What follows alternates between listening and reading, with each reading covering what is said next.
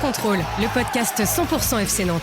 Loco Pedros, Loco, c'est fabuleux! Au lieu d'en faire 10 passes, on en faisait 3, 4, mais pas n'importe lesquels. Le succès, c'est pas l'objectif, c'est la conséquence. Autour de la table, Allez là, youpi. David Filippo, Ouest France. Quand elle a son pom pom short. Et ton problème, c'est simplement qu'elle s'en moque. Pierre Arnaud Barre, Presse Océan. Malado. Jean-Marcel Boudard, Ouest France. Un podcast présenté par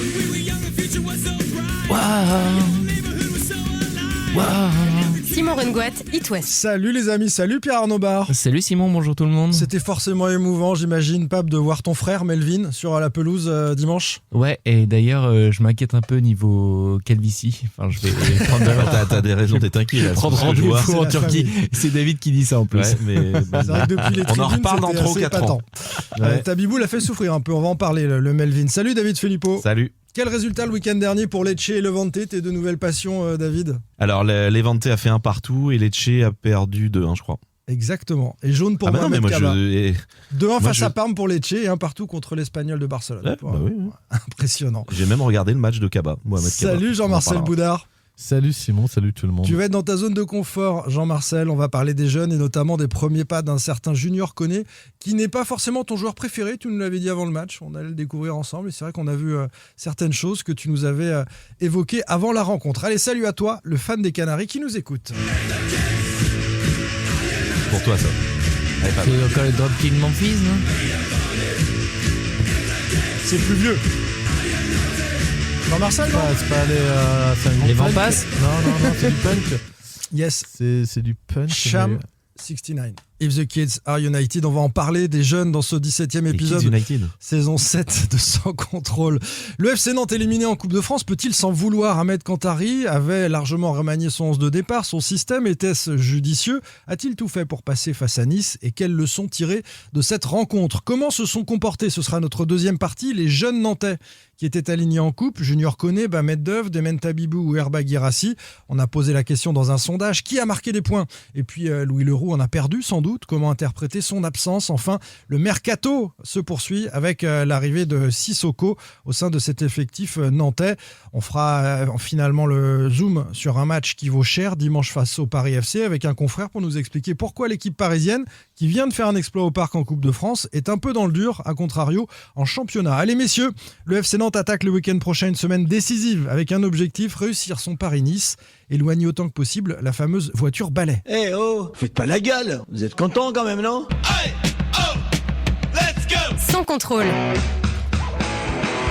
L'actu des Canaries a une touche de Le balle. FC Nantes peut-il vraiment être frustré après cette élimination?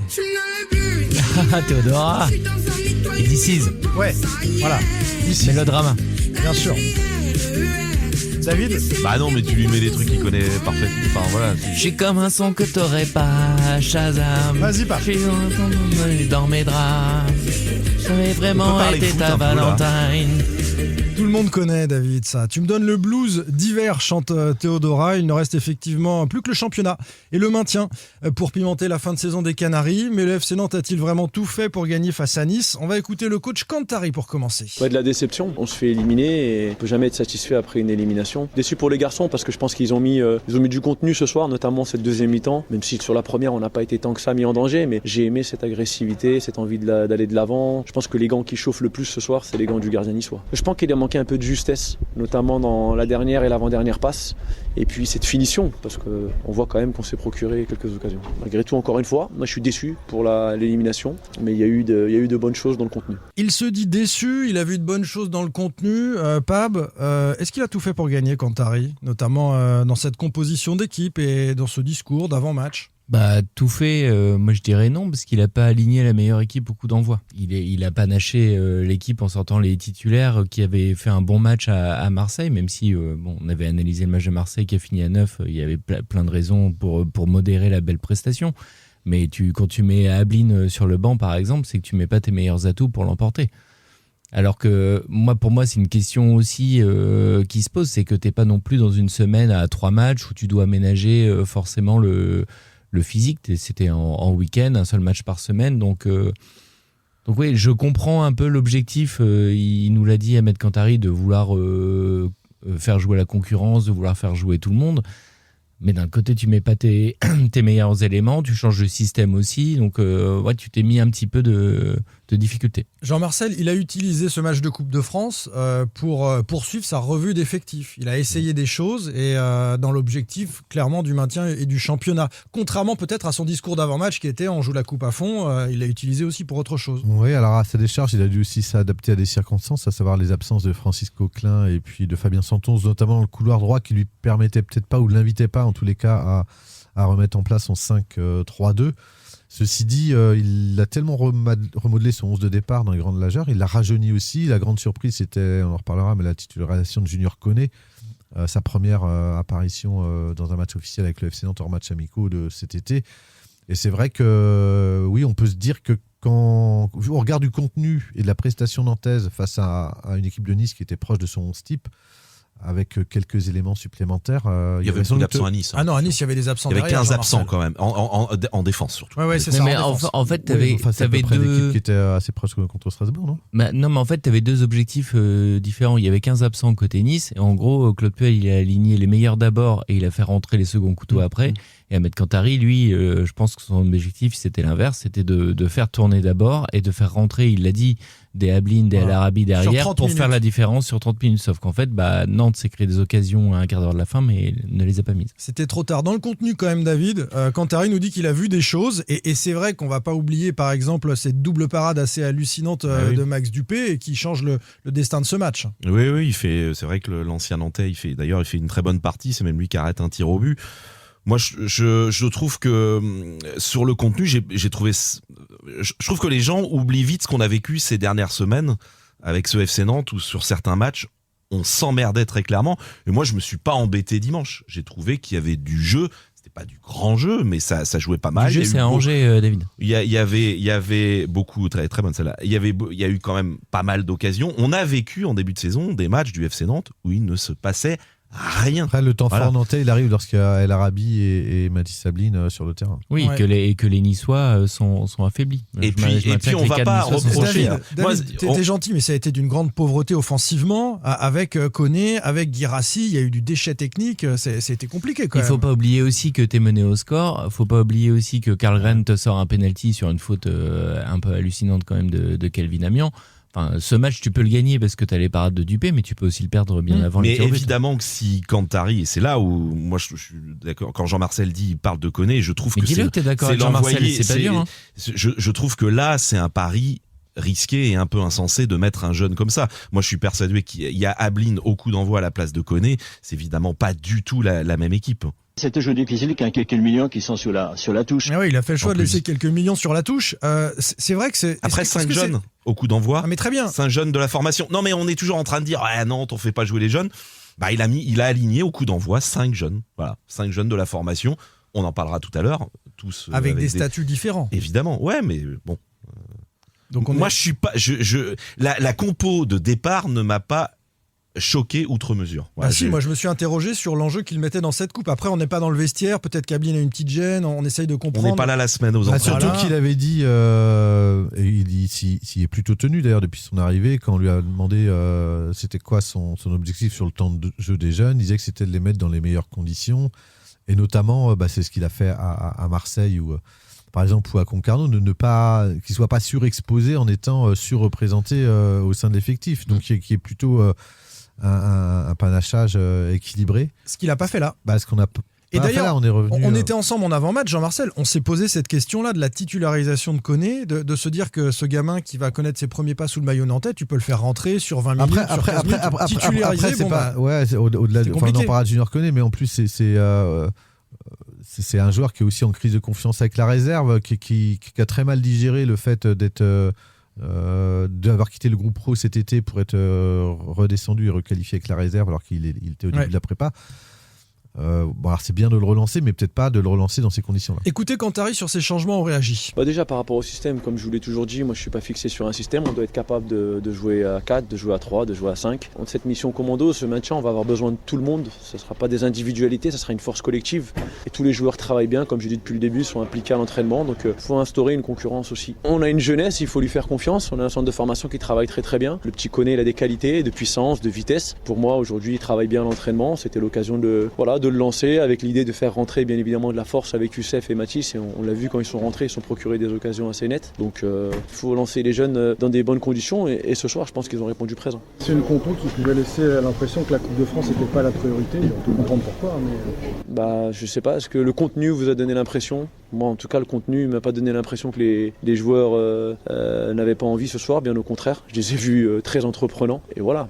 Alors, il répond pas à ta question. Non, il répond sur l'envie. Non, il répond sur l'envie des joueurs. Mais lui, sur sa compo, il ne dit rien. Mais sur le niveau, il ne réagit pas. Tu veux réagir sur les changements, David? Oui, pareil. Alors, Jean-Marcel l'a dit, Coquelin, faut bien le rappeler, il était dans le groupe, mais en fait, il n'était pas capable de jouer. Il était pas dans les 20. Il avait convoqué 22 joueurs, de toute façon. 22 joueurs, donc il faisait partie des 2 joueurs qui ont été mis à l'écart, donc qui étaient en tribune. Et Mwanga, je pense qu'aussi, c'était une manière de le tester en défense centrale. Je sais que le club galère un petit peu pour trouver 1 ou 2 défenseurs centraux. Et c'était l'occasion, sur un match contre une équipe de Ligue 1, de voir à nouveau Mwanga en défense centrale, parce qu'à l'avenir, il va peut-être être amené à jouer davantage à ce poste. Donc, tu étais obligé de refaire ton milieu de terrain, du coup. Oui, tu étais obligé de reconstruire un milieu de terrain, mais les choix ont été jusqu'à faire jouer cette concurrence, récompenser des jeunes pour l'entraînement.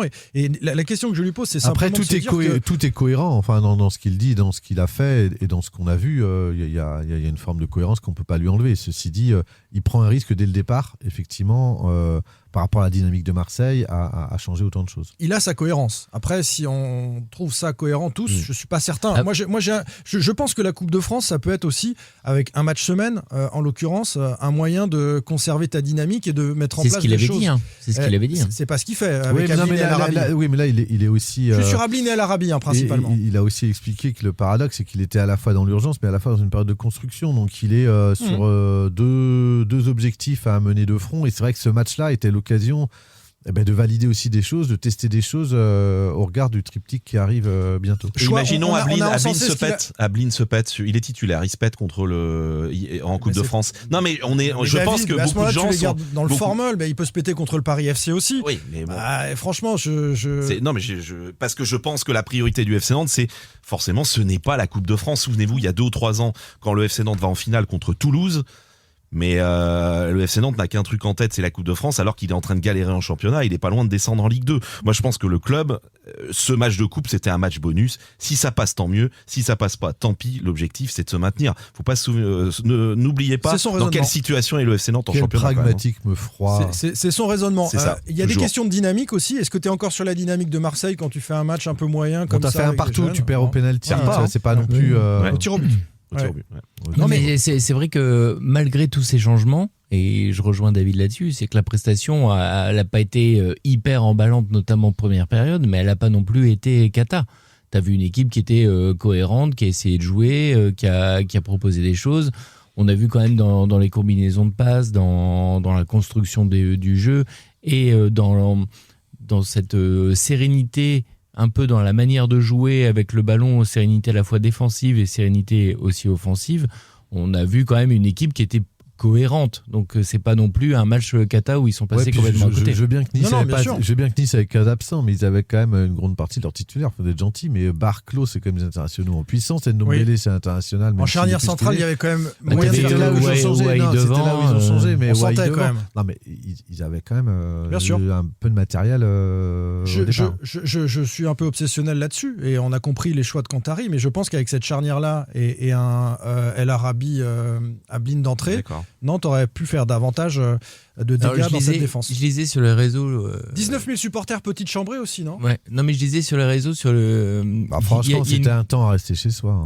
Il y avait quelqu'un qui posait la question sur l'attaquant de dire est-ce que c'est pas aussi une manière pour Kantari de pointer le fait qu'il n'a pas d'attaquant de rechange. Non. J'ai lu ça, mais je suis pas certain. Non, il y a Moustapha Mohamed qui est à la canne. Puis il y a Ganago qui est revenu. Il manquait quand même Abdelmonem, Bombito, Dante, Opong. Derrière, il y a quand même il manquait beaucoup de monde. C'est pas leur charnière. Non, mais c'est pas les 4 titulaires, David. Opong, il joue, Dante, il joue. Mutsunga, c'était sa première équipe première. Ndiaye Chimie, il n'était pas là non plus. C'est dans l'axe, David. C'est dans l'axe. Oui, c'est dans l'axe. C'est la charnière qui a été refaite. Le reste, faut arrêter. C'était jeune. Bah oui, mais il y avait peut-être la possibilité de faire autre chose. Non, c'était bon. Mais après, là, pour le coup, c'était pas des choix, c'était subi pour Claude Puel. On va parler de quelques profils dans ce match et notamment des jeunes qui avaient des choses à jouer. Simon Rengoat, It West. David Filippo, Ouest France. Pierre Arnaud Barre, Presse Océan. Jean-Marcel Boudard, Ouest France.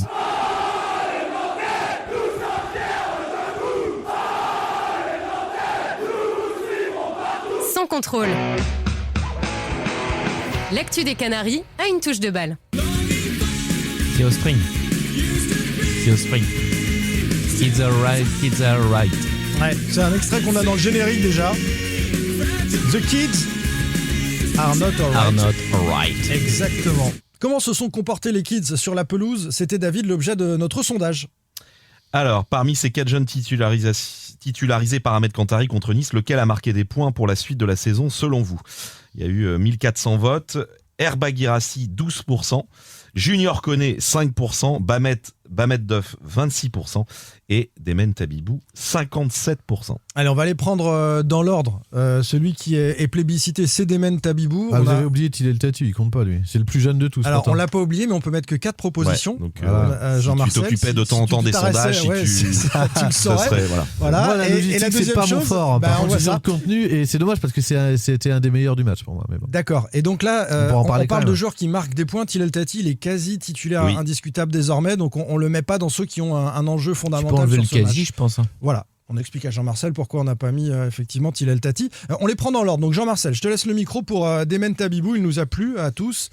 Il enchaîne, Tabibou. Ouais, et surtout, alors il avait été énorme déjà au Vélodrome. Il est sur sa même dynamique. Je trouve qu'il joue plus juste. Il est de moins en moins nonchalant. Il a vraiment épuré son jeu. Il dégage une forme de force en lui, tel qu'on le connaît, comme si en fait il était en train de prendre le pouls de la Ligue 1, qui se met au diapason de ça. Il force pas. Il est et comme en plus il a une qualité technique qui est au-dessus de la moyenne, forcément il peut faire d'énormes différences et il continue de faire les efforts.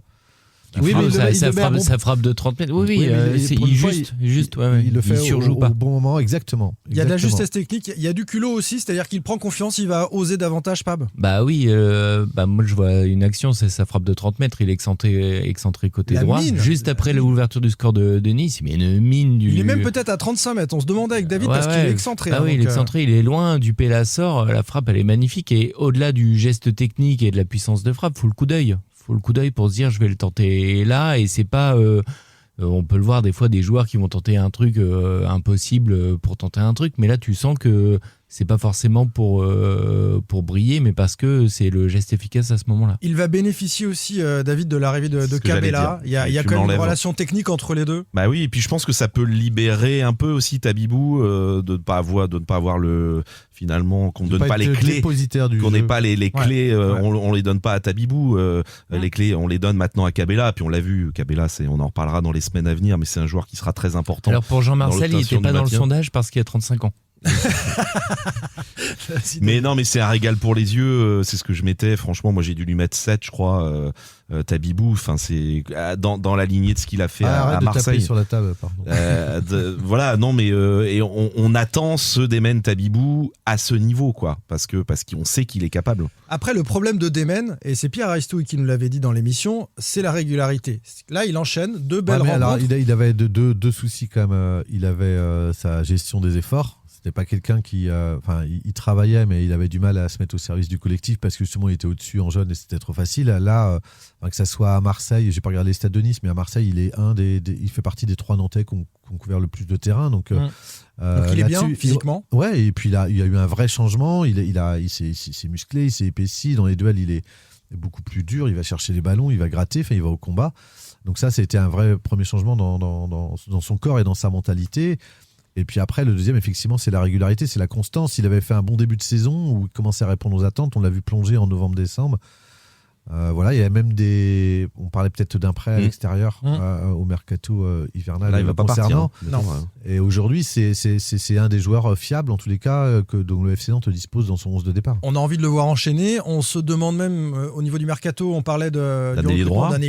Tu dis Tata Bibou. Donc, et Castro l'avait pas fait jouer trop à ce poste-là. Il était plus en relayeur dans le cœur du jeu. Est-ce que t'avais pas Cabella pour le coup, à la décharge de Castro. Puis parce que là, il est quand même un peu relayeur. Hein. C'est un poste parce que soit t'es dans le 3-4-3, soit là dans un 4-2-3-1, donc il est un peu plus reculé quand même. Mais c'est vrai que sur un côté, moi je le voyais pas forcément performer à ce poste-là. Je voyais plus technique dans le cœur du jeu, mais voilà, il est bon. Mais il perd pas un ballon en fait. Oui, Cabella étant libre, il peut aussi venir au cœur du jeu. C'est vrai qu'il peut manquer de vitesse et de puissance en tous les cas pour être animé un côté, mais il a, comme beaucoup d'autres Nantais qu'on a pu voir aussi par le passé, il a une vraie maîtrise technique où il est capable de faire des différences et d'éliminer des gens ses adversaires sur un contrôle. On l'a vu 2-3 fois sur le côté en deuxième période notamment. Donc pour le coup, il est très très intéressant. Et comme le disait David, il perd pas le ballon. C'est quelqu'un. Et lorsqu'il n'est pas interdit d'imaginer Santonz aussi dédoubler si Santonz revient. Mais c'est ça. Mais c'est ce qu'on disait la semaine dernière, c'est que Tabibou il est aussi bon parce que il était bien entouré. Ouais, là, il a fait sans Santonz. Oui, mais là on parle de Tabibou, on parle de Cabella. Comme par hasard à côté, et à Marseille, il y avait Manga, Coquelin, Santonz à côté de lui. Ouais, mais là, il y avait quand même 5 jeunes au départ. Oui, mais je suis d'accord avec toi, Jean-Marcel. Mais ce que je veux dire, c'est qu'il a une vraie relation technique et un appui. David le disait, il a été aussi déchargé d'une partie de la construction du jeu. Ce qui lui permet de pas forcer, de jouer plus vite. Et sachant que comme c'est quelqu'un qui voit déjà plus rapidement que les autres, bah forcément il va trouver la passe, il va pouvoir la faire rapidement parce qu'il sait qu'il a quelqu'un, un partenaire auprès de lui qui a compris le mouvement et dont il a confiance dans la conservation. Lo nous dit Tabibou depuis Marseille fait un peu plus les efforts et c'est ce que tu évoquais. Et il le faisait avant. Alors c'est pas, quand Luis Castro le relance sur ses premiers matchs, il avait déjà, je crois que c'est en octobre, il était déjà assez impressionnant au stade sur sa première en semaine d'entraînement. Je crois que sa première titularisation, je sais plus si c'est pas au PFC justement. Il était déjà en deuxième position concernant les sprints à haute intensité, la répétition et puis le nombre de kilomètres parcourus sur des séances. Le deuxième joueur qui a marqué des points pour nos auditeurs, c'est Bamet Duff. Bamet Duff dont ils disent par exemple, Duff c'est plutôt propre également, il doit prendre de l'épaisseur pour gagner ses duels, mais profil intéressant car atypique. Le M nous dit attention, il risque d'être barré avec les recrues au milieu. Duff, et ça on va l'évoquer avec l'arrivée de Sissoko. Il est régulier, c'est-à-dire qu'il est jamais très en dessous. On voit le potentiel en tout cas. Il n'a pas tant de temps de jeu que ça, et en fait, je trouve qu'il sait saisir sa chance à chaque fois. Mais depuis la préparation, moi je sais que je l'avais vu lors de la préparation, quand Jean-Marcel et David étaient en vacances, et je l'avais trouvé très bon. Alors il avait été en difficulté, je me souviens, contre Guingamp, parce Luis Castro l'avait placé en sentinelle à la place de Coquelin qui était déjà blessé. Il avait un peu souffert, mais là je trouve que un peu plus haut sur le terrain, il est bon. Alors c'est un débat qu'on avait, Simon, à la mi-temps dimanche. Moi je l'ai trouvé moyen sur sa première période. En fait, dans l'utilisation du ballon, je pense qu'il peut faire un peu plus, mais déjà dans la générosité, dans l'impact, dans le duel, dans l'intensité, dans les courses, impressionnant. Alors moi j'ai la chance de beaucoup le voir les week-ends en réserve quand David est pas en week-end avec la réserve. En fait, c'est un joueur, non mais exactement comme tu dis, c'est que même lorsqu'il n'est pas très bon, moi je l'ai pas trouvé très bon par rapport à son potentiel et à ce qu'il peut faire contre Nice, c'est pas un joueur qui passe à travers. C'est-à-dire que parce qu'il a une activité de générosité, c'est pour ça que je confirme ce que tu dis. Et une assurance aussi. Il dégage ça, c'est un joueur qui reste fiable. Je trouve qu'effectivement à ce poste-là, dans le jeu sous pression, il a parfois manqué un peu de vitesse dans les transmissions, il a soit pris son temps, soit manqué un peu de justesse technique. Aussi parce qu'il a un tel volume de jeu qui perd parfois en lucidité et qui peut faire mieux. Il doit gagner en concentration dans l'utilisation. Il peut faire mieux, même si par contre il passe pas à côté, il fait un match qui est relativement correct. Et tu l'as dit tout à l'heure, à Nice, tu avais aussi Ndombele, Sanson en face. Il y avait quelques clients en face. On passe, messieurs, à des joueurs qui fait partie des titulaires en puissance dont j'avais oublié. Qui ont moins convaincu. Herbag Guirassy, notamment, et on finira par Junior Koné. Herbag Guirassy qui avait une vraie carte à jouer. On parle du recrutement de joueurs offensifs. Il était dans un poste qu'on a pensé préférentiel pour lui, même si je me dis que c'est finalement dans l'axe qui sera le plus performant. Il était sur le côté gauche à la place de Mathis Ablin. Il a eu du déchet technique quand même. C'est dans le duel surtout. Dans le duel, il passe pas. Il n'arrive pas en 1 contre 1. Bah oui, c'est terrible. Et en fait, alors qu'il va plus vite que son adversaire Oui. la plupart du temps. Et en fait, ce qui est terrible avec lui, je trouve, je sais pas si vous avez la même impression, mais en fait, t'as cette sensation d'un potentiel en permanence. Tu te dis, il va peut-être se passer un truc. Ça fait Et un en fait, moment, à force, on se dit, il lui manque quelque chose. Non, mais il a un sur ce déchet match- technique qui est un peu rédhibitoire, je trouve, pour la Ligue 1. Donc je sais pas s'il va pouvoir Moi aussi, j'ai un améliorer doute. ça. J'ai un doute. Sur ce match-là, je suis d'accord avec Pab, c'est ça le paradoxe chez lui, c'en était même irritant, voire agaçant, c'est que parfois il sent l'espace, il fait quasiment le plus dur pour se trouver au bon moment. Et le geste qu'il faut, qui est facile, on le sent lancer, il a juste à éliminer son adversaire et il lui manque le crochet qu'il doit mettre. Alors après, à sa décharge, ce sont aussi des postes sur lesquels ça demande une vraie prise de risque. Ce rôle-là d'ailier de percussion, et là donc il a forcément des déchets, et moi je suis pas d'accord avec vous, il n'a pas tout le temps non plus à ce niveau-là. Il peut faire mieux, ça c'est clair. Il a pas tout le temps quoi ? Ce déchet à ce niveau-là, il a pas eu tout le temps. Non, sur ce match, oui, mais là c'était un match important. Il y a de la concurrence, c'était un match important, et il n'a pas marqué de points. Après, il a marqué un but. à son crédit, il marque un but. Il marque un but, mais si elle n'est pas déviée. C'est une frappe détournée, les gars. Avec des Oui, mais il se crée une occasion. Oui, mais c'est à un moment les stats ça compte. Je vous le dis. Junior Koné la met pas. Il a une occasion, Junior Koné il la met pas. À un moment les stats ça compte. D'ailleurs, il était tellement en difficulté en première période que Jean-Marcel m'a dit arrêtez de critiquer Guirassy, il va mettre un doublé. J'étais pas loin. Et quand il y a le cette sort trop frappe vite. contrée, il me regarde, Jean-Marcel fait tu vois le football. Mais il y a une action qui symbolise un peu je trouve le Guirassy, c'est qu'à un moment il y a, je crois que c'est Cabella qui lui met dans l'espace, il fait un super contrôle orienté pour se l'emmener, et en fait il fait le crochet devant Dupé, et en fait il s'éloigne du gardien, alors que normalement un attaquant aurait fait en sorte de toucher la balle et de se faire percuter. Et il a manqué, je trouve, un peu de vis là-dedans. Il commence bien l'action, il fait le bon appel, il fait un très bon contrôle, il fait le crochet, et derrière après, il fait un mauvais choix. Ça reste des joueurs jeunes et ça sont utiles dans la rotation. Il faut savoir qu'on vient aussi avec le FC Nantes. Quelle capacité à progresser. 15-20 minutes. Quelle capacité à progresser, parce qu'on a son potentiel. C'est l'enchaînement des matchs aussi, et puis la répétition. Est-ce qu'il a techniquement le bagage le palier pour progresser? Voilà, ça va être son enjeu, et là il a eu une première chance qu'il n'a pas saisie sur cette dire rencontre-là. qu'il l'a pas saisi, pas suffisamment à mon sens. Il marque quand même. Oui, il marque, c'est vrai. Oui, Junior Koné, alors le dernier.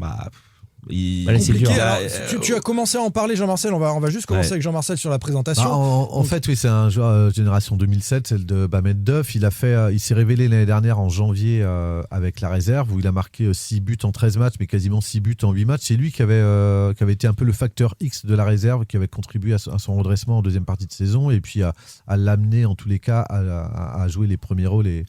Donc là, on est début 2025. On est en janvier-février. Il a fini la saison un peu émoussé. Moi, je l'avais vu contre le PSG en finale du championnat de France U19. Je trouvais qu'il face à une défense centrale où il y avait deux gabarits à Paris qui avaient fait des apparitions en Ligue 1. J'avais trouvé qu'il avait atteint ses limites. On attendait plus de lui en tous les cas par rapport à son expérience. On attendait en tous les cas à ce qu'il pèse sur la défense, parce que c'est un joueur, ça on l'a vu sur la première action, qu'il résume assez bien, et c'est quelqu'un qui sait prendre la profondeur. Énorme occasion en profondeur. Qui a une vraie puissance, qui peut peser sur la défense. Par contre, dans le duel, dans ses qualités techniques pour conserver les ballons, il a quelques limites, et il doit faire mieux. Et puis en plus, c'est pas aidé par un Conté nonchalant. Alors après, il a fait la prépa avec Luis Castro. Il est redescendu assez vite avec la réserve au mois d'août. C'est une période qu'il a mal digérée, et cette année, il a même fait des matchs en U19. Il n'a pas tout le temps joué. Il a marqué qu'un seul but sur le. En Youth League, il a marqué en Youth League contre Saba, où il y avait eu 5 ou 6. 5-0. C'est trop peu quand même. Il a marqué aucun but avec la réserve en 9 matchs. Maintenant, du coup. En fait, il le rappelle parce qu'il y a Moustapha Mohamed qui est absent, et il y a besoin d'un neuf. C'est vrai que c'est un profil que tu n'as pas non plus dans l'effectif. On peut lui reconnaître ça. C'est pas le centre croit en lui, donc. Pour le coup, il y a aussi des bonnes relations qui perdurent malgré le changement de coach, et qui font qu'il teste un jeune que tu n'as pas et dont tu as besoin. Jean-Marcel, Guirassy a joué avant-centre en jeune. Guirassy, c'est aussi une solution de profondeur mais alors, potentielle. Tous ces stats à Guirassy te disent que la plupart de ses buts ont été marqués côté gauche. Oui. Mais là où il est le plus est-ce que Guirassy n'aurait pas efficient, été meilleur que Koné? C'est le côté gauche. Oui, mais après, c'est facile pour nous de côté dire. gauche à la place de Guirassy. Mathis Sabline. Oui, voilà. Mais c'est facile pour nous de dire ça après le match.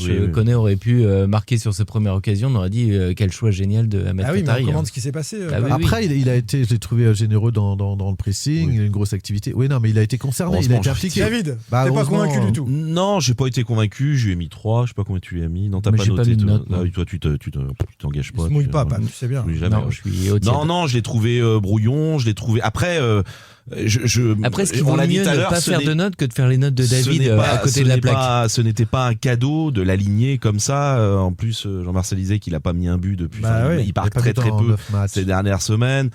C'est compliqué. Après, on n'est pas aux entraînements la semaine. C'est désolé de dire ça souvent, mais alors peut-être qu'aux entraînements, Cantari a été séduit par les séances. On a vu le match. Au-delà du fait, ce qui fait mal, c'est cette première occasion, parce que c'est un vrai face à face. Pour le coup, il prend le dessus. On sent qu'il est puissant. Il a quand même des qualités. Mais alors la frappe. Elle part même pas en 6 mètres parce que Guirassy la sauve. Mais moi, ce qui m'a embêté, au-delà du nombre d'occasions, peu de nombre d'occasions qui s'est créé, c'est ce que disait Jean-Marcel tout à l'heure, c'est sa protection de balle, essayer de garder un peu le ballon pour faire remonter le bloc. Mais c'est un reproche qu'on a pu faire à un Mostafa Mohamed. Casper nous dit qu'il l'a fait. Moi, j'ai pas beaucoup vu ça. Moi, j'ai pas beaucoup vu ça. Casper, un auditeur nous dit beaucoup l'ont décrié, mais je trouve que Koné a été intéressant dans les remises. Ah non, difficile. Il en a perdu quelques-uns des ballons. Non, difficile, mais comme je disais, c'est un reproche qu'on a fait à Mostafa Mohamed. C'est pour ça qu'il est sorti de l'équipe et que El Arabi a gagné sa place, parce que lui est capable de faire ça. On va les laisser grandir, Koné et puis Guirassy, qui est un peu plus confirmé, mais il y a des chances à saisir. Et là, il y en avait une pour l'un comme pour l'autre. C'est en 2007, il a à peine 18 ans. Non, il va avoir 19 ans. En mars. Ce sont des jeunes joueurs. Un jeune qui n'était pas dans la liste des 4, Jean-Marcel, et on va t'expliquer pourquoi, parce qu'il n'a pas joué. C'est Louis Leroux. Certains ont marqué des points. C'est étonnant. Certains n'ont pas marqué de points. Louis Leroux, comment interpréter cette absence Pab ? Moi, ça m'a énormément surpris, mais on en avait parlé avec David quand on cherchait un 11. Bon, on avait tout faux, vu les choix d'Ahmed Kantari.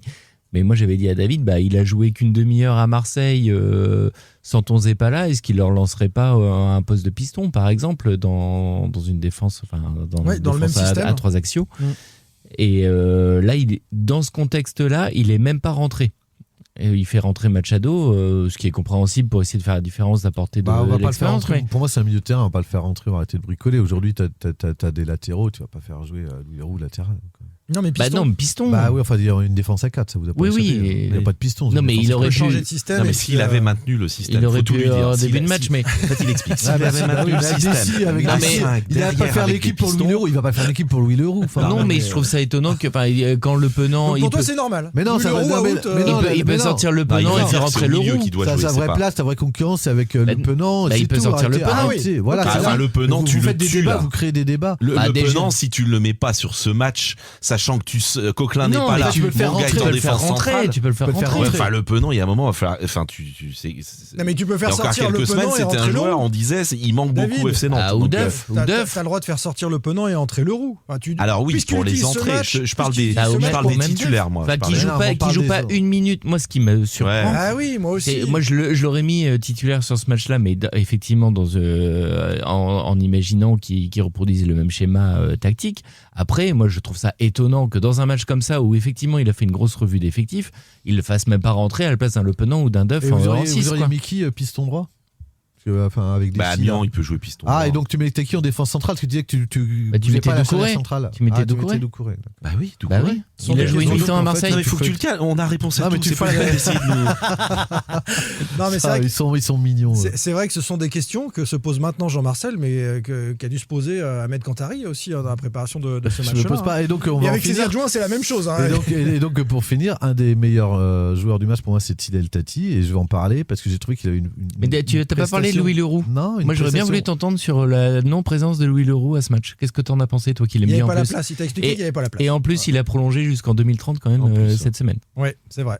Allez, vas-y sur Tati, on t'écoute. De Tati affirmé, je trouve, en et Louis Leroux, Jean-Marcel. C'était un joueur, justement, qu'il faut se souvenir sur les derniers matchs de novembre-décembre, qui était friable en tous les cas. Prestation moins convaincante qu'en début de saison. Assez inconstant, avec des absences dans le match ou des étourderies qui pouvaient coûter très très cher. Et là, je l'ai trouvé supérieur à Mwanga, notamment dans les duels. Il a gagné tous ses duels. Il a intercepté 3 ballons. Voilà. Est-ce qu'il est meilleur sans Awaziem? Non, mais il y a un truc, moi, que j'ai bien aimé sur Tillel Tati. Je l'ai trouvé autoritaire. J'ai bien aimé. Oui, et surtout, moi, j'ai trouvé qu'avec Luis Castro, tu sentais vraiment le Tillel Tati qui était défense centrale. Et on en avait parlé avec Luis Castro parce que une fois, à un moment, il se faisait siffler. Je crois que c'est contre Metz.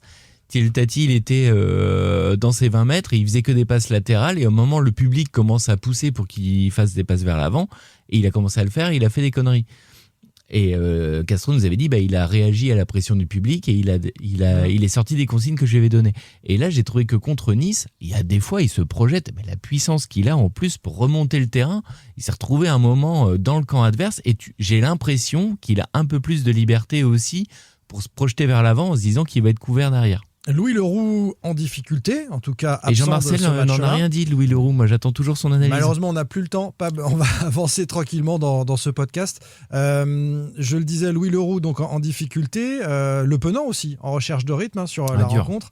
Ça a été dur pour lui, l'occasion d'un nouveau point sur le mercato, puisqu'au milieu de terrain arrive David, un nouveau Sissoko, Ibrahima de son prénom.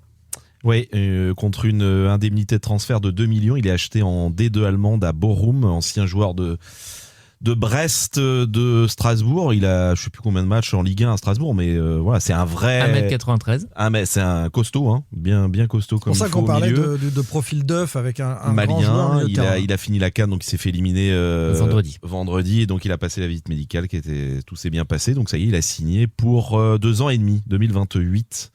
Et c'est vrai que ça fait encore un milieu de terrain, il y a du monde, et c'est peut-être pas fini, puisque le club envisage toujours de recruter Mohamed Kaba, milieu de terrain ancien de Valenciennes, qui joue à Lecce. Ça fait une quinzaine de jours qu'on en parle. Alors je sais plus,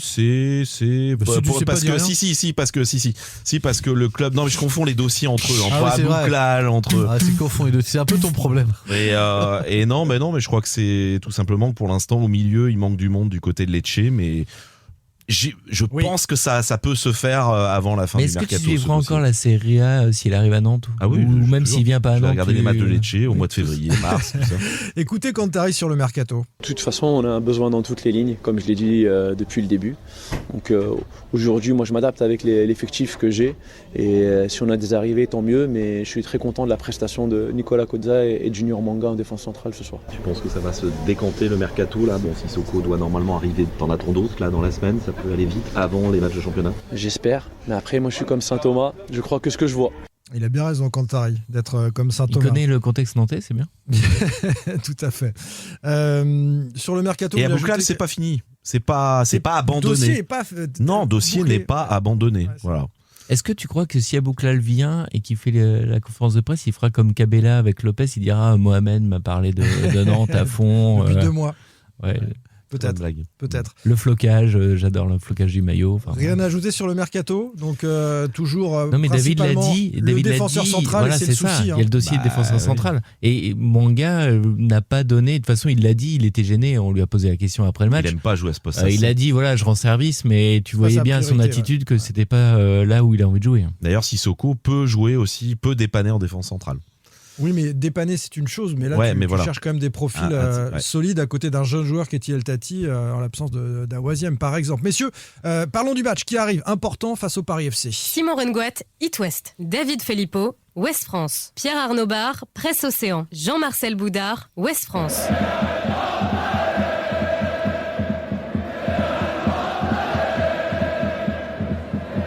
Sans contrôle.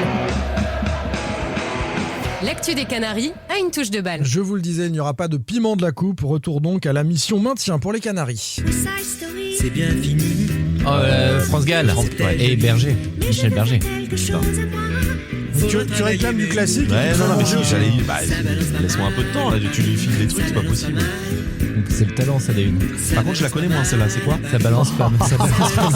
C'est un des grands classiques. C'est quoi? Le mec, il nous dit, il était classique, laissez-moi le temps de répondre. C'est quoi, les gars? Non, mais c'est pas celle que je connais. C'est pas celle que je connais le plus de Michel Berger. À Paris, quand même. Surtout les best-of de France Gall, donc. Et donc, c'est incroyable.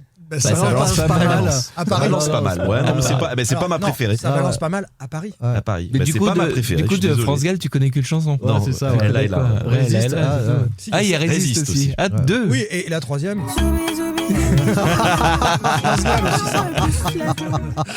Bon, messieurs. Ça balance.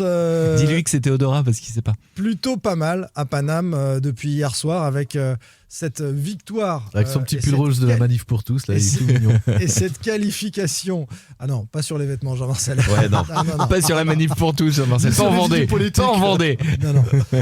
Le PFC qui a sorti le Paris Saint-Germain à la surprise générale en Coupe de France. Tant mieux. La série en cours en championnat est on peut mauvaise. regretter, le jeu est ouvert pour cette Coupe de France. Bah oui, c'est ce que je disais. Le piment ne sera pas là. Sans Paris, ça va être sympa à suivre. Il y aura assez de piment avec la course au maintien. Voilà, on entendrait Franck Kita qui nous dit qu'on va vivre des frissons chaque année à se sauver à 2 jours de la fin. C'est le plat habituel, hein. Ça pimente plus grand chose. Exactement. Série en cours de 4 défaites. Jean-Marcel, le frisson, on va le chercher ailleurs, non? Ouais. Bon, ça, on veut pas savoir, les gars. Est-ce qu'on peut rester un petit peu dans l'émission? 4 défaites et 2 nuls sur les 6 derniers matchs en Ligue 1. Donc, c'est paradoxal de voir ce succès et cet exploit en Coupe. Et puis, ce championnat où le PFC est un peu en difficulté. On en parle avec un spécialiste, un confrère du Parisien, Laurent Prunetta. Salut, Laurent. Bonjour à tous. Quel exploit, quand même, de sortir le Paris Saint-Germain en Coupe de France dans ce derby de Paris pour le PFC, qui s'est remis la tête à l'endroit, peut-être. Après, je le disais, une mauvaise série en championnat. Ce match peut tout changer dans les têtes? Je pense que c'est en fait sur les 2 derbys là, sur ce championnat, ils ont perdu que 2-1. Et hier, on pensait qu'ils allaient prendre une valise parce qu'ils avaient en plus une équipe bis avec les joueurs qui étaient partis à la CAN, plus Lasmelou qui est blessé. Donc avec l'équipe bis, ils sont bien. En fait, ils sortent confortés, regardis de ces 2 matchs au lieu de prendre une valise. Et je pense que le coach aussi est conforté dans ses choix et vis-à-vis de l'extérieur aussi. Après, c'est beaucoup d'influx de jouer contre Paris, de faire en plus le match qu'ils ont fait. Ils ont été très solidaires dans la tête, c'est pas simple. Est-ce qu'ils n'ont pas perdu trop d'influx avant d'aller à la Beaujoire dimanche? Effectivement, ils ont beaucoup couru après le ballon, forcément. Ils ont beaucoup pressé. Mais après, là, sur les 2 matchs contre le PSG, ils ont un peu joué, puisqu'ils avaient l'équipe bis, pas mal d'absents. Ils ont joué un peu contre nature, assez défensif, assez bas, avec une défense à 5, qu'ils n'ont jamais utilisé en championnat. Donc je pense que dimanche, il y aura d'autres joueurs qui vont rentrer, notamment Kevin Lacane, Crasso, Traoré. Et ils vont jouer différemment, donc je pense que ça sera d'autres matchs en fait. Et pourquoi il y a des joueurs qui reviennent de la CAN et lesquels Crasso, il joue pour quel Côte d'Ivoire. Il a joué avec la Côte d'Ivoire là. On l'a vu se faire éliminer avec la Côte d'Ivoire. Il est rentré en jeu. Voilà, il aurait presque pu jouer contre Mohamed, contre l'Égypte. Non, parce qu'il est pas rentré en fait. Il est pas rentré. Comme il a joué le samedi. En fait, il y a juste Kebal qui a pas eu tout joué avec l'Algérie. Il a pas joué. Il a joué 11 minutes sur 5 matchs. Il était pas fatigué, donc lui il est rentré dimanche soir. Il y a eu un point rapide et lui voulait jouer, donc il est rentré à la mi-temps. Et on a vu la différence que le PFC avec ou sans Kebal, c'est pas la même chose. Bah oui. Mais il y a pas eu un peu de casse aussi, parce que j'ai vu Jebels sortir, Gori, Cafaro. Ouais, ils ont fini un peu. Certains ont fini un peu compliqué, ouais. Alors c'est vrai que j'ai pas fait le point aujourd'hui parce qu'ils sont en repos aujourd'hui, donc je ferai le point demain. Il y a Moses Simon aussi qui est encore à la CAN, Jean-Marcel. Ouais, oui. C'est vrai que Laurent, on se disait que si le PFC sort un peu ragaillardi de ce match, c'est qu'il était quand même dans le dur depuis un certain temps. Comment t'expliques un peu, toi, cette période-là qui nous surprend un peu de l'extérieur au regard de l'effectif et des ambitions? Bah, en fait, le coach, quand je fais partage son analyse, il dit qu'au départ, ils ont surperformé au départ, avec quelques défaites, mais des beaux matchs contre notamment à Lens, contre Lille, où ils ont perdu, mais ils ont vraiment plutôt bien joué. Le point de bascule, c'est Rennes, le 7 novembre, Rennes, où ils ont dominé le match, ils ont tiré 2 fois sur le poteau, Samba a fait des arrêts, et à l'époque, Rennes avait un point d'avance, et eux, ils étaient sur une bonne série, parce qu'ils avaient gagné à Monaco, ils avaient fait nul contre Lyon. Et depuis là, ça a basculé. Je pense que le jeu, ils jouent beaucoup moins bien, moins d'occasions, et ils ont quand même un problème offensif, puisqu'ils n'ont pas réussi à faire venir l'attaquant le 9. Goebbels très décevant, Iconé très décevant, Moses Simon très décevant. Donc gros problème offensif et un jeu, une confiance qui s'est un peu étiolée, un jeu qui est un peu moins fluide et des mauvais matchs contre Auxerre, contre Le Havre et un naufrage contre Toulouse. Mais je pense que là avec la victoire contre le PSG, les joueurs qui rentrent de la CAN, les recrues parce qu'ils vont bien recruter, ils vont prendre, je pense comme note, ils pensent prendre 5 joueurs sur le mercato. Donc ça sera une équipe complètement différente à partir de février. Oui, c'est vrai que c'est quand même chaud au classement, Laurent. T'as que 2 points, ils sont juste 2 points devant Nantes. Oui. C'est pour ça que là, hier soir, il n'y a pas d'euphorie dans le groupe. Voilà, ils ont fêté, ils ont chanté, mais il n'y a pas de tous les joueurs qui sont passés, qu'on a vus, le coach, voilà, ils se projettaient déjà sur le match contre Nantes. C'est-à-dire il y a une prise. Il y a une prise de conscience. Ouais. Il y a une prise de conscience ou il y a un peu de crainte aujourd'hui au regard de la situation comptable au classement? Bon, il y a forcément un peu de crainte, mais voilà, encore une fois, je pense que la situation n'est pas la même qu'il y a 10 jours avant de jouer le PSG 2 fois.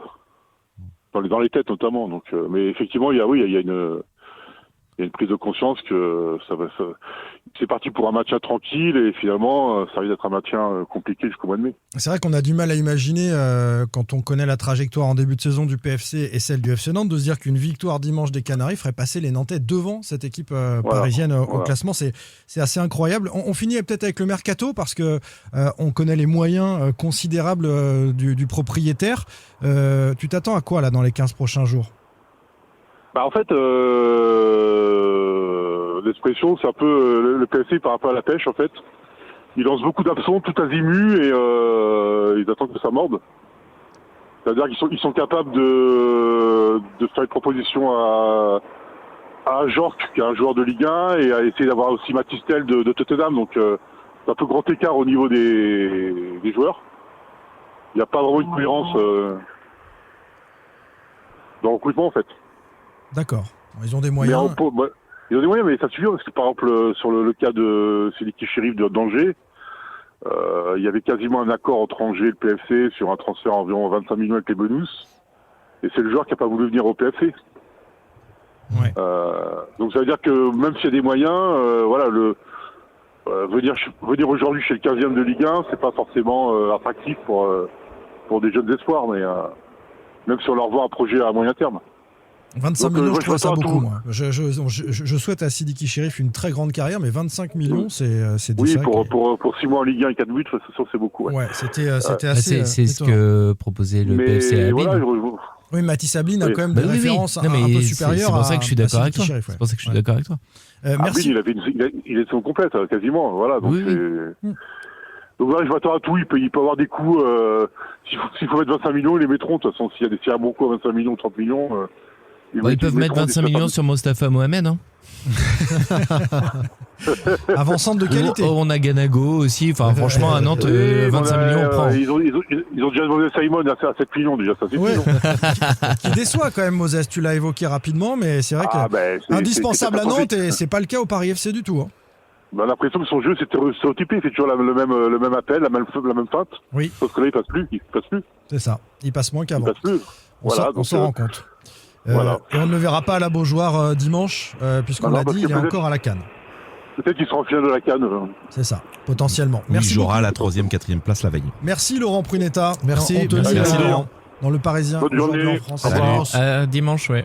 Messieurs, côté nantais, avec quelle troupe cette rencontre face au Paris FC? On a évoqué les deux indispensables qui sont aussi indispensables que fragiles, Coquelin et Santonze, et on a constaté dans les jours qui ont suivi leur belle performance que Coquelin était en délicatesse avec une cuisse, me semble-t-il. Gêne musculaire à une cuisse, ouais. Ouais, gêne musculaire. Toujours pareil. Voilà, c'est toujours pareil, c'est-à-dire qu'il ne peut pas enchaîner. Il a été ménagé en fin de semaine dernière, du coup. Ouais. Et Santonze, c'est un petit peu le même topo. Lui, il a eu une alerte pendant le match à Marseille. Il sort à la mi-temps à Marseille. Alors, avec Jean-Marcel. C'est pas qu'une alerte parce qu'il joue pas le match d'après. Non, mais il était préservé. Oui, ça se comprend, là. Après, lui. Mais est-ce qu'il a fait une semaine d'entraînement normale? Ah non. Voilà, donc c'était pas qu'une alerte. Non, mais on est un peu au-delà. Après, Santonze il s'était voulu rassurant au Vélodrome quand on l'a interrogé avec Jean-Marcel. Il disait, en gros, je connais mon corps mieux que personne. Donc voilà, je me suis arrêté à temps.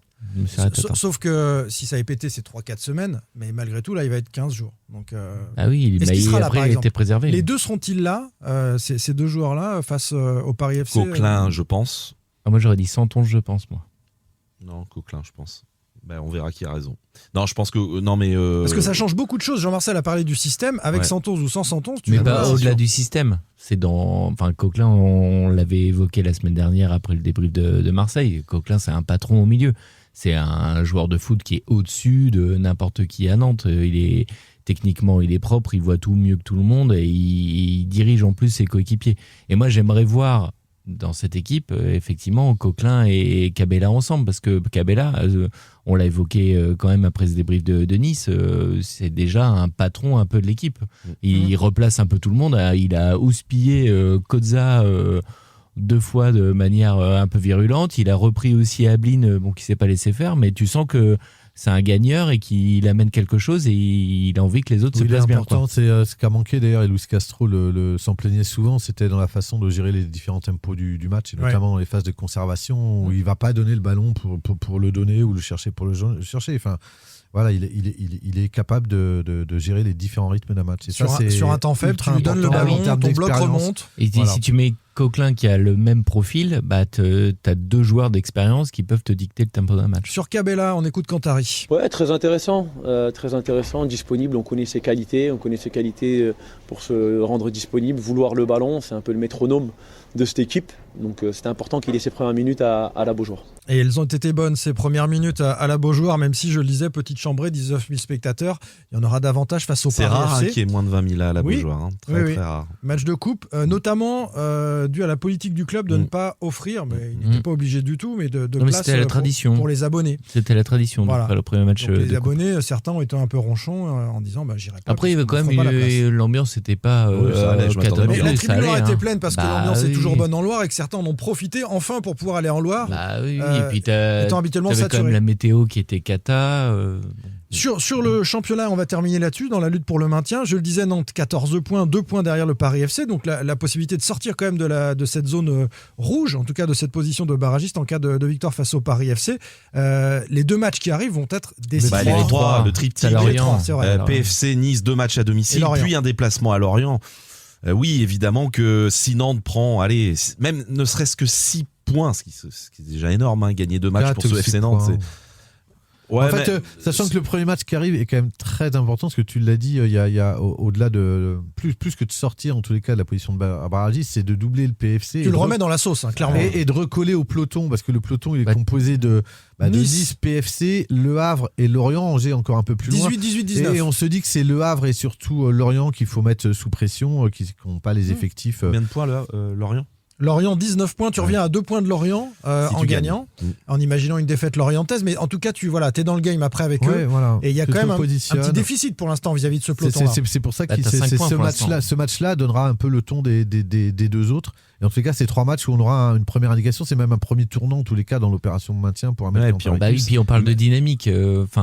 T'as une équipe qui n'a gagné que 2 matchs sur la phase aller et qui s'est époumonée au bout d'un moment, qui est tombée dans le trou à force de pas gagner. 3 avec Marseille, puisque c'était le dernier match de la phase aller. Mais je te parle sous Luis Castro. Je voulais dire sous Luis Castro, t'avais gagné que 2 matchs sur fin 2024.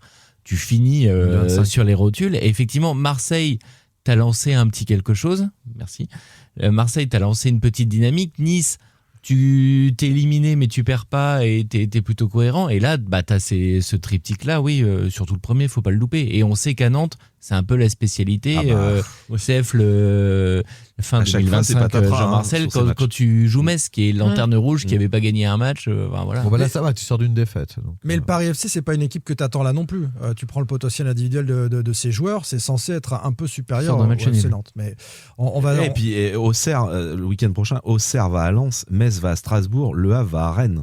T'as moyen de en t'en plus, as un qui va performer, même si ça va être très long championnat, mais c'est psychologiquement ce match du PFC. Tu peux marquer un coup. C'est comment la phrase de un tournant. C'est le dernier tournant de la dernière ligne droite. Le dernier tournant, c'est ça. Ouais. Voilà. Non, ou le premier tournant de la dernière ligne droite. Le premier tournant. Je voudrais que la retourne, elle tourne quoi. Nicolas Laspal à l'époque sous le maillot nantais. Un régal. Messieurs, on se retrouve mardi prochain pour débriefer tout ça. À mardi. Salut, bonne semaine à tous. Bisous. Ciao. T'as faim, toi. Allez, vas-y. Un bisou, allez, on y va. Allez. Bisous. Allez, dansez comme des teubés là. Bisous. Allez, à mardi, je m'en vais. Faut que ce soit le générique de l'émission. C'est de l'amour, David. On va le mettre en générique. C'est de l'amour, David. C'est de l'amour. Allez, salut. Joie et bonheur. Sans contrôle, un podcast proposé par les rédactions d'It West, Presse Océan et Ouest France, à retrouver sur toutes les plateformes. Allez.